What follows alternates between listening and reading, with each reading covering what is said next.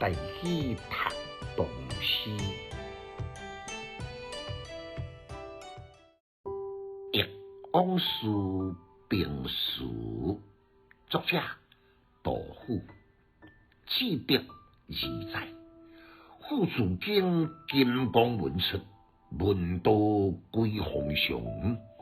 乾元初，将祖室位移华州县，依亲故别，因出此文有备往事。此道识归顺，世交我亲还。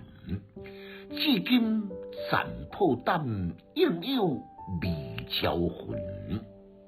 君得归京邑，衣冠起气准。无才立衰老，驷马望千轮。简介：唐诗300首，每一首呢，拢有伊诗名，拢有伊诗题。但这首呢，无来记录，所以呢，我真冒昧改号一个名，叫做《忆往事》。浮浅残泪，且莫见笑。做祖室为真话，都是因为唐肃宗柔弱无能，必须互朝中的文武呢，因为结群平党，清官独立，却针对祖室为干预之职，经常拢直言不讳，也因为安尼得罪未少的官军。即摆因为党官来打上，以力挽狂澜来报仇。竟然被对手有机可乘，无奈伊是甲党官同党合流，一起因安尼，马上被贬降到华州，为之曙光参军。再次呢，按金光文来出镜，必感交集，所以写成一首的佳作。志得二载，就是杜甫呢。被叛军监禁伫长安，写下春梦顶真侪佳作的年代。伊甘冒性命的危险，九死一生，探起当日叛军改变心念的火口，大义万难。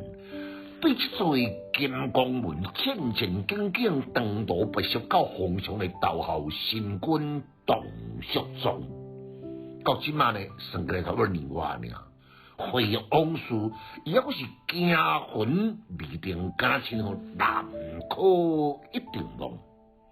这是诗的前半段，后半段呢，就是讲伊被无赖甲大上的办官同党合舞，所以贬降到华州，依然是按这座金光文来出镜。